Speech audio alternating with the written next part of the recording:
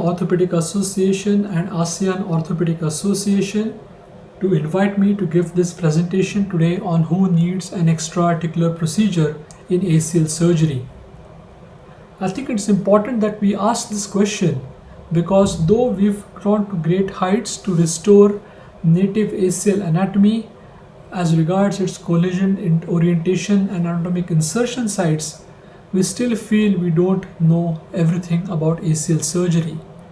It's much like the elephant and the 6 blindfolded men who are looking at different parts of the elephant or the ACL and trying to describe different procedures or give it different names from what they feel or what they find is functional there. We still need to improve with respect to graft re-rupture rates, with respect to outcomes and return to sport. Graft re-tears in particular is quite worrisome, with graft re-rupture rates ranging as high as 5 to 10% in certain series. The hamstrings are more vulnerable to re-tears than the quad tendon and the bone tendon bone, and adolescents and patients with hyperlaxity and hyperextension more than 5 to 10 degrees are even more vulnerable to graft re-ruptures. When we look at return to sport, about 85% of all elite athletes do manage to return to their pre-injury level, with pooled graft re-rupture rates as high as 5%. Adolescents and children, almost about 90% of them will return back to sport, but only 80% of them are able to make it to the pre-injury levels. A high 13 to 14% will also have contralateral ACL tears later on, which makes the issue more complex.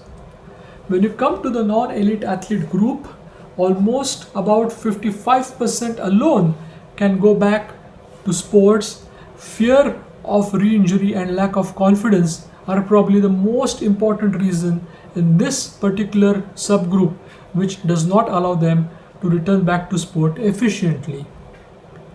When you look at functional outcomes, what is confusing is that the preoperative laxity does not correlate with decreased outcomes which we observe at 2 years.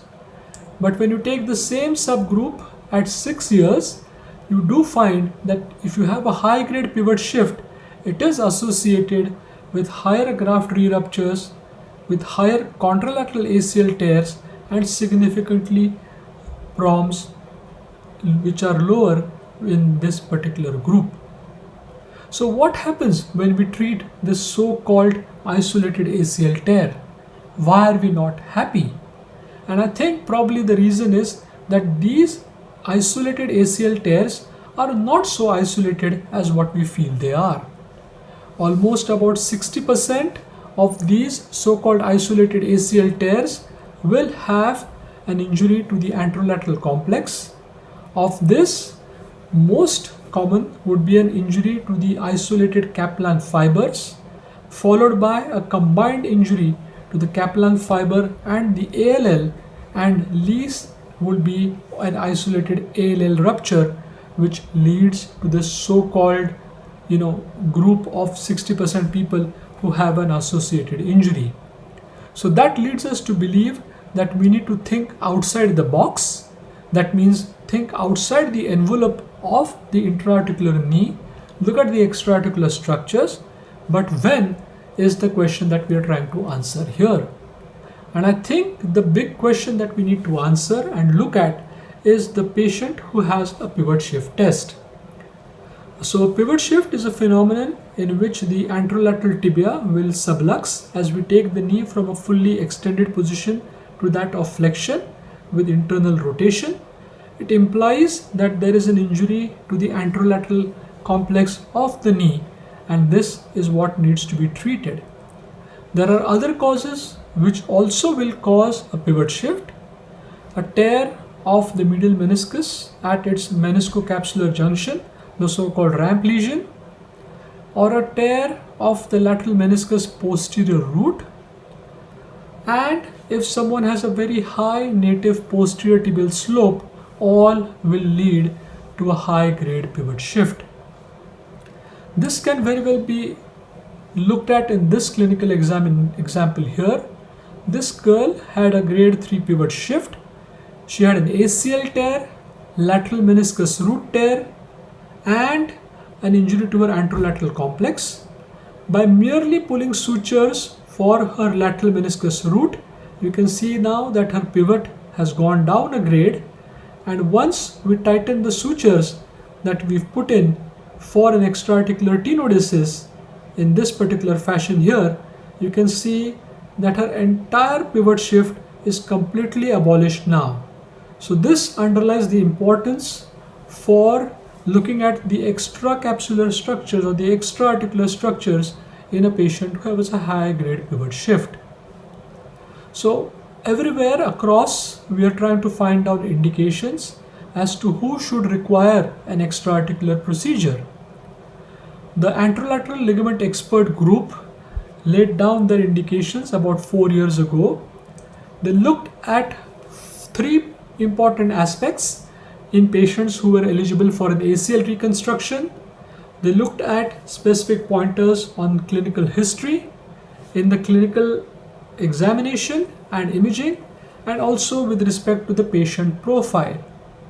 With the patient's history, those who required a revision ACL reconstruction, they felt it was a decisive criteria. Someone who had a contralateral ACL tear was a secondary criteria. In the clinical imaging group, those who had a high grade pivot shift and a sigmoid fracture on imaging were considered to be decisive criteria. A clinical picture with a high grade Latchman and the imaging demonstration of a deep notch on the anterolateral femoral condyle was considered to be secondary criteria. With the patient profiling, patients who were engaged in pivoting sport, had hyperlaxity, were decisive criteria, and those who were in the younger age group, less than 25 years old, were secondary criteria. The group came out with the recommendation that those who had 1 decisive and 2 secondary criteria were suitable candidates to have a concomitant anterolateral ligament reconstruction.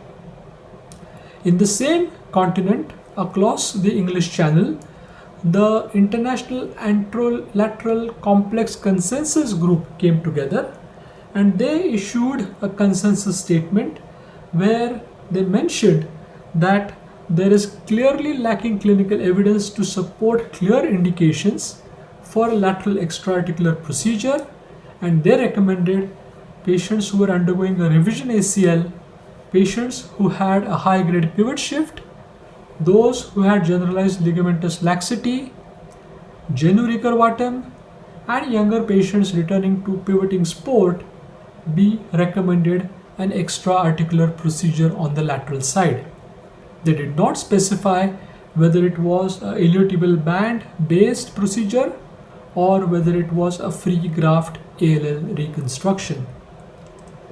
In concordance with that, the stability trial was set up as a randomized trial to randomize patients to 2 groups, which was an ACL reconstruction alone and an ACL reconstruction with an extraarticular tenodesis, and they published their 2-year outcomes where they clearly demonstrated that if you add an extraarticular tenodesis, your graft re-rupture rate goes down from 11% to 4%, and the relative risk of clinical failure goes down by 40%.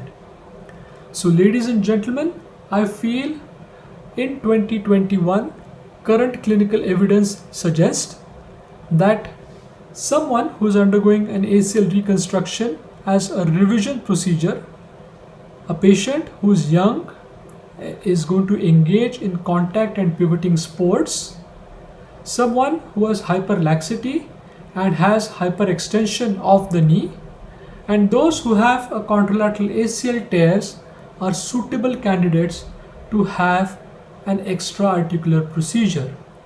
The choice whether you wish to do an anterolateral ligament reconstruction or an ITB procedure such as the modified Lemaire procedure is completely left to your own choice, but I feel that yes, you need to add something to help them achieve good outcomes, better return to sport, and lower graft re-rupture rates. Thank you very much for the opportunity to present, and I hope to see all of you soon in person. Thank you once again.